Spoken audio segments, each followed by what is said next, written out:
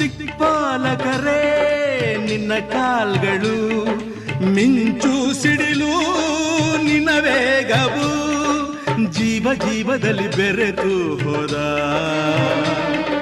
ಭಾವ ಭಾವದಲ್ಲಿ ಕರಗಿ ಹೋದ.